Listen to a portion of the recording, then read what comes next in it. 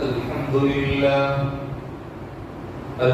لله وكفى وسلام على عباده الذين اصطفى أما بعد فأعوذ بالله من الشيطان الرجيم بسم الله الرحمن الرحيم يا أيها الذين آمنوا بالله ورسوله والكتاب الذي نزل على رسوله والكتاب الذي أنزل من قبل ومن يكفر بالله وملائكته ورسله فقد ضل ضلالا مبينا.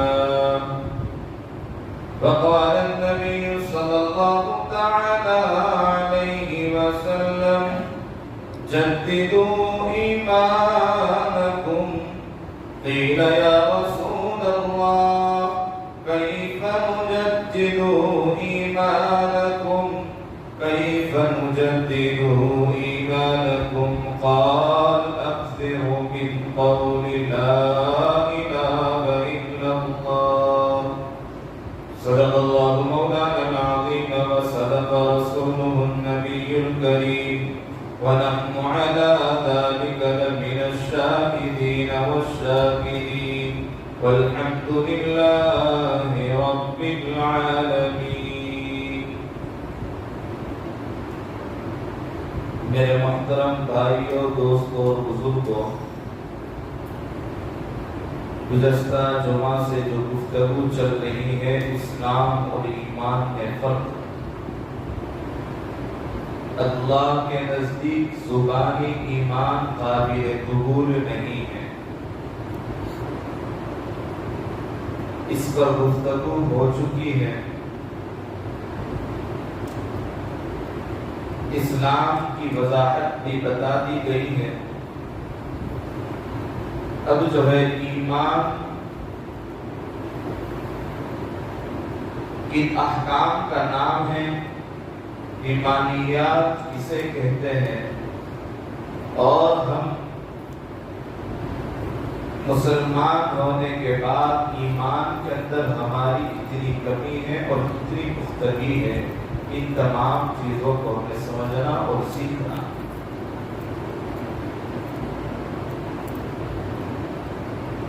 ہم مثال سے سمجھتے ہیں، اللہ تبارک و تعالی نے ہم تمام انسانوں کو اور جن کو، یہ دو مخلوق کو دنیا میں اتارا ہے، اور ہم دنیا میں آئے ہیں، اور جو زندگی ملی ہے یہ امانت ہے.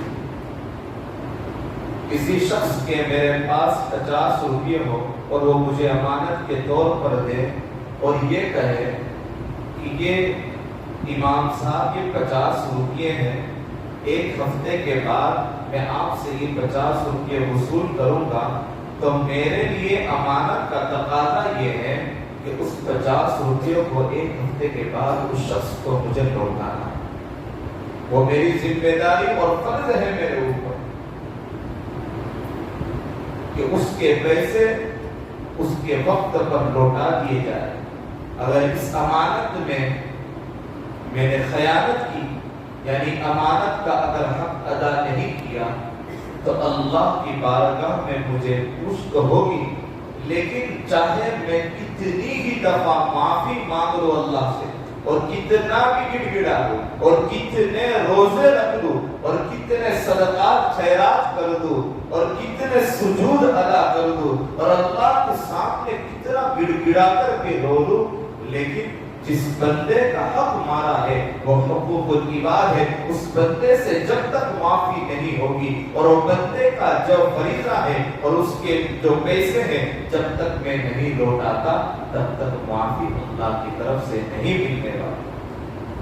اللہ تو بہت بڑا غفور رحیم، معاف کرنے والا ہے، لیکن کیوں نہیں ہو رہی معافی؟ اس لیے کہ یہ بندوں کا حق ہے، بندے کے حق کو دبانا اور بندے کے حقوق کو دبا کر میں اللہ کی بارگاہ میں کتنے ہی سجدے کر لوں تو قابل قبول نہیں۔ یہ میں نے آپ کے سامنے مثال دی امانت، تو یہ امانت کسے کہتے ہیں؟ تو اللہ نے ہم تمام انسانوں کو، جناتوں کو دنیا میں اتارا ہے، اور یہ جو زندگی دی ہے یہ زندگی امانت ہے۔ اگر ہم امانت میں خیانت کریں گے، اور امانت میں خیانت یہ ہے، زندگی کی امانت میں خیانت یہ ہے کہ اللہ نے جتنے سال کی ہمیں زندگی دی ہے اتنے سالوں میں ہم اللہ کے حقوق کو ادا نہیں کریں گے، رسول اللہ صلی اللہ علیہ وسلم کے طریقوں پر نہیں چلیں گے، یعنی ایمانیات کو صحیح معنی میں حاصل نہیں کریں گے، ایمانیات کی جتنی بھی صفت ہے، اسلام کی جتنی صفات ہے، ان صفات پر ہمارا عمل نہیں ہوگا تو ہم نے، میرے بھائیوں بولو، کیا کیا؟ امانت میں خیانت کی۔ جس مقصد کے لیے اللہ نے اتارا تھا، جیسے فرا بندے کا میرے پاس 50 روپے امانت کے طور پر رکھنا، اس کا ایک مقصد تھا، اس مقصد کے اندر اگر ہم نہیں اترتے، ہم ناکام ہو جاتے ہیں، اس کے پیسوں میں امانت میں خیانت کر دیتے ہیں تو ہم ناکام ہیں، ہمارے لیے خسران ہے، ہماری عبادت قابل قبول نہیں۔ ایسے ہی اللہ نے زندگی دی ہے ایک مقصد کے تحت ہے، اور وہ مقصد کیا ہے؟ وَمَا خَلَقْتُ الْجِنَّ وَالْإِنسَ إِلَّا لِيَعْبُدُونِ۔ میں نے انسان اور جناتوں کو جو دنیا میں اتارا ہے، اللہ کا قرآن کہتا ہے، باری تعالیٰ قرآن میں ارشاد فرماتے ہیں، میں نے جنات اور انسانوں کو جو پیدا کیا ہے وہ اپنی عبادت کے لیے پیدا کیا ہے، لیعبدون او لیعرفون، یعنی اللہ کی پہچان کے لیے، اللہ کی عبادت کے لیے ہم دنیا میں پیدا ہوئے۔ دنیا میں اللہ نے جو ہمیں اتارا ہے، جو زندگی دی ہے، وہ کس لیے دی ہے؟ اللہ کی عبادت کے لیے۔ عبادات کے اندر سب چیزیں آ رہی ہیں، معاملات والی زندگی الگ، معاشرت والی زندگی الگ، لیکن ہم معاملات صحیح کریں گے، معاشرتی زندگی صحیح ہوگی، تمام عبادتوں میں شامل ہوگی اور تمام کا ثواب ملے گا۔ جہاں پر حق ہے، جہاں سچ ہوتا ہے وہاں جھوٹ بھی ہوتا ہے، جہاں میٹھا ہوتا ہے وہاں کڑوا بھی ہوتا ہے، جہاں امانت ہوتی ہے وہاں خیانت بھی ہوتی ہے، تو جہاں حق ہوتا ہے وہاں باطل بھی ہوتا ہے۔ جاء الحق وزهق الباطل، جب حق آ جاتا ہے تو باطل کو مٹا دیتا ہے، قرآن کہہ رہا ہے۔ تو ہمارا اسلام نظر، اسلام دھرم حق ہے، اس میں ذرہ برابر کوئی شک و شبہ نہیں ہے، لیکن اسلام کو فالو کرنا، اسلامیات والی زندگی گزارنا ہم تمام کے اوپر ضروری ہے۔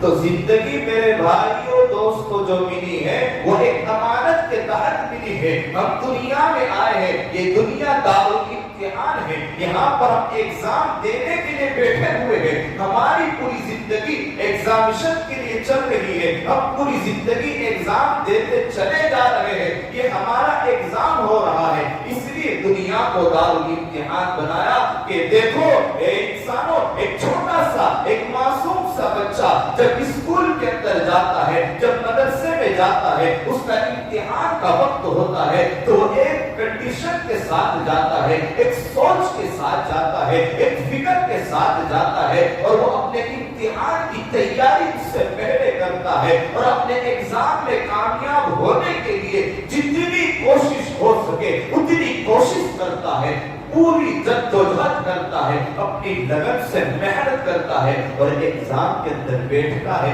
اور ایگزام کے لیے کامیابی کے راستے جو ہے اس راستوں پر عمل کر کے وہ ایگزام میں کامیاب ہوتا ہے۔ ایسے ہی میرے دوستوں، بھائیوں، بزرگوں، ہم دنیا میں یہ دارالامتحان امتحان کے اندر بیٹھے ہوئے، یہ ہمارے ایگزام کے راستے چل رہے ہیں۔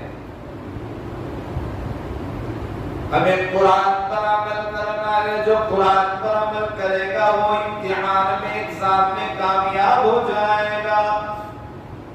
جو رسول کی رسالت پر عمل کرے گا, احادیث مبارکہ پر عمل کرے گا, وہ ایگزام میں کامیاب ہو جائے گا.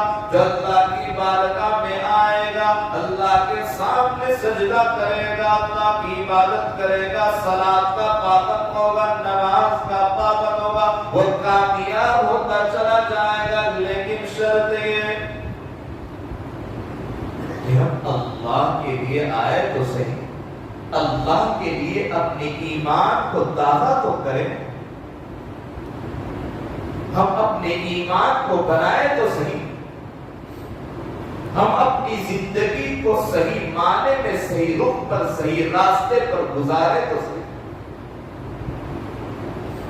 ہماری زندگی کا راستہ بدل گیا, ہماری سوچ میں تبدیلی آ گئی, ہماری فکروں نے سوچنا کچھ اور شروع کر دیا, راستہ بدل گیا. میں نے آپ حضرات کے سامنے ایک آیت کریمہ پیش کی اور ایک حدیث مبارکہ پیش کی. اللہ کے نبی صلی اللہ تعالی علیہ وسلم حدیث میں کیا ارشاد فرماتے ہیں ایمان کے بارے میں. قال رسول اللہ صلی اللہ علیہ وسلم جددوا ایمانکم جددوا ایمانکم. قیل یا رسول اللہ وکیف نجدد ایماننا. اللہ کے رسول صلی اللہ علیہ وسلم فرماتے ہیں ایمان والو اپنے ایمان کو تازہ کرو. صحابہ کرام رضی اللہ تعالی عنہم اجمعین نے اپنے آقا سے آقا مدنی محمد رسول اللہ صلی اللہ علیہ وسلم سے پوچھا کہ یا رسول اللہ ایمان کو تازہ کیسے کریں. اللہ کے نبی نے فرمایا قال اکثروا من قول لا الہ الا اللہ. اکثر اللہ تعالیٰ کا ذکر کیا کرو, کہا کرو کہ اللہ تعالیٰ کے سوا کوئی عبادت کے لائق نہیں ہے, کہ اللہ ہی ہمارا خالق ہے, اللہ ہی ہمارا مالک ہے, اللہ ہی ہمارا قادر مطلق ہے, اللہ ہی کی طاقت ہے, اللہ ہی جبار ہے, اللہ ہی قادر مطلق ہے. دنیا سے کچھ نہیں ہوتا. ہم اپنے ایمان کو تازہ کر کے اپنی اسلامیات کا ثبوت دے, مسلمان ہونے کا ثبوت دے, ہم اپنے آپ کو اللہ کے سامنے پیش تو کریں اور اپنی زندگی کو بنائے تو صحیح. آج ہم نے اپنی زندگی کو کیسے بنایا ہوا ہے کہ آج ہماری زندگی کہاں چل رہی ہے. ہم اپنے دل کے اندر احساس لے کر اپنے نفس کا محاسبہ کریں, اپنے نفس کا حساب لگائیں. ہر چیز کا ہم حساب لگاتے ہیں.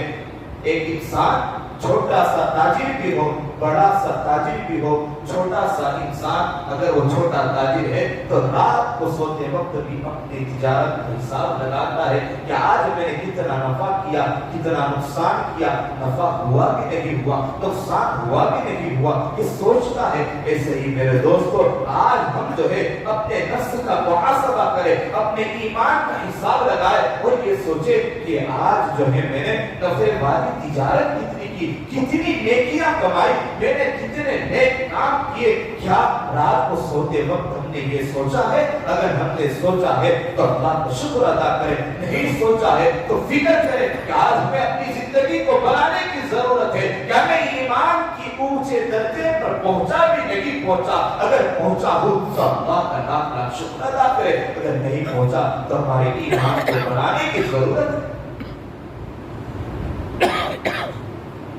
اللہ کا قرآن کیا کہتا ہے؟ یا ایھا الذین آمنوا آمنوا باللہ ورسولہ والکتاب الذی نزل علی رسولہ والکتاب الذی انزل من قبل. اللہ کا قرآن کہتا ہے ایمان والو تم اللہ پر ایمان لے کر آؤ اور اللہ کے رسول پر ایمان لے کر آؤ۔ اللہ پر ایمان لانا اور اللہ کے رسول پر ایمان لانا یہ سب سے پہلے ذمہ داری ہے مسلمان کی۔ اس کے بعد اللہ تبارک و تعالیٰ کا قرآن کہتا ہے وَالْكِتَابِ الَّذِي نَزَّلَ عَلَىٰ رَسُولِهِ کہ آپ کے رسول پر جو کتاب اتاری گئی یعنی قرآن کریم اتارا گیا اس قرآن کریم پر ایمان لے کر آؤ۔ وَالْكِتَابِ الَّذِي أَنزَلَ مِن قَبْلُ اور اس سے پہلے آپ کے قرآن سے پہلے جو اس سے پہلے کتابیں اتاری گئی اس پر ایمان لانا یہ بھی ہماری ذمہ داری۔ اب یہ آیت کے اندر اللہ اپنے رسول کے اوپر جو کتاب اتارتا ہے جو کتاب اتاری ہے وہ قرآن کریم ہے، کہہ رہا ہے کہ کیا قرآن کریم پر ایمان ہمارا ہے؟ سوچیں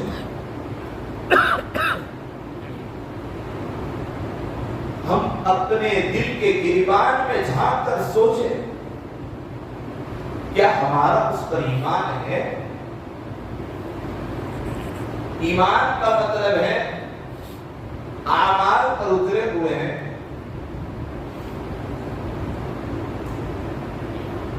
اس کے لیے ہماری سب سے بڑی ذمہ داری ہے۔ میں آپ کو واقعے سے سمجھاتا ہوں۔ پڑوس ملک کے بہت بڑے اللہ والے بزرگ، ان کے پاس ایک عیسائی عورت آئی، نصرانی عیسائی مذہب سے تعلق رکھنے والی عورت آئی اور اس نے سوال کیا اور اپنے جو سوالات وہ سوالات مجھے سب سے پہلا سوال تھا قیامت کسے کہتے ہیں؟ اس بزرگ نے قیامت سمجھا دی، موت کسے کہتے ہیں موت کے بارے میں سمجھا ہے، حیات کسے کہتے ہیں حیات کے بارے میں سمجھا ہے۔ جتنی چیزیں اس عیسائی عورت نے پوچھی وہ بتاتے چلے گئے اور اس کو سمجھاتے چلے گئے۔ اخیر میں اس عورت نے کہا تمہارے پاس قرآن ہے؟ وہ شخصیت اور وہ بزرگ سمجھنے لگے کہ اب اس نے قرآن کو مانگا ہے، اس کا مطلب یہ ہے کہ اب یہ مسلمان ہونے والی ہے، اب یہ قرآن کو سمجھنا چاہتی ہے، اس کا مطلب یہ ہے کہ یہ مسلمان ہونے والی ہے۔ وہ شخصیت سفر میں تھے، انہوں نے کہا کہ ہاں میں سفر میں رہتا ہوں، قرآن رکھتا ہوں، چھوٹا سا قرآن جو تھا وہ اس کو اس کے سامنے پیش کیا کہ دیکھو یہ قرآن ہے۔ اس نے کہا کہ ایک نے دو مرتبہ پوچھا کہ کیا یہی قرآن تمہارا ہے؟ تمہارے اوپر جو کتاب اتاری گئی یہی قرآن ہے؟ کہا کہ ہاں۔ کہا کہ دیکھ لو پھر سے پوچھ رہی ہوں کہ یہ قرآن ہے؟ کہا کہ ہاں۔ پھر اس عیسائی عورت نے اس قرآن کو شخصیت کے سامنے پھر سے پیش کیا اور کہا کہ یہ قرآن جو ہے پہلے تم اپنے مسلمانوں کو دو اور ان کو اسلام کی تعلیم دو۔ کل وہی عیسائی عورت یہ پوچھ کر کے اللہ کے سامنے یہ شکایت اگر کر دے کہ میں مسلمان اس لیے نہیں ہوئی تھی کہ اسلام کے ماننے والے ہی خود مسلمان نہیں بنے تھے، ایمانیات پر ان کا عمل نہیں تھا، ایمان کو صحیح معنی میں فالو نہیں کیا تھا، ایمان کی جو صفات ہے، اسلام کی جو صفات ہے وہ اسلامی صفات پر ان کا عمل نہیں تھا۔ اتنی بڑی بات اس عورت نے کہہ دی، وہ قرآن کو اس شخصیت کے سامنے پیش کیا، اس شخصیت کے پیر و تلے سے سبھی ہٹ گئی، وہ سوچنے لگے کہ یہ کیا بات ہے،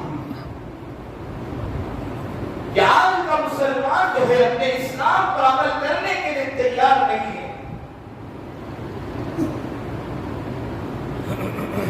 آج کے مسلمان کو اپنی زندگی بنانی ہوگی، آج کا مسلمان قرآن کو سیکھنے کے لیے تیار نہیں ہے، آج کا مسلمان قرآن کو سمجھنے کے لیے تیار نہیں ہے، آج کا مسلمان قرآن کے لیے اپنا وقت دینے کے لیے تیار نہیں ہے۔ جب قرآن کو نہیں سمجھو گے، جب قرآن پر عمل نہیں ہوگا، جب قرآن کے مطالب و تراجیح کے اوپر ہمارا عمل نہیں ہوگا، قرآن کیا کہتا ہے، قرآن احکام کیا ہے، قرآن کے احکام پر جب ہمارا عمل نہیں ہوگا تو قرآن کے مطابق زندگی کیسے گزاریں گے؟ قرآن کا جو راستہ ہے اس راستے پر ہمارا عمل نہیں ہوگا تو ہم زندگی کون سے راستے پر گزاریں؟ حضرت موسیٰ علیہ نبینا علیہ السلام کوہ طور پر جانے لگے،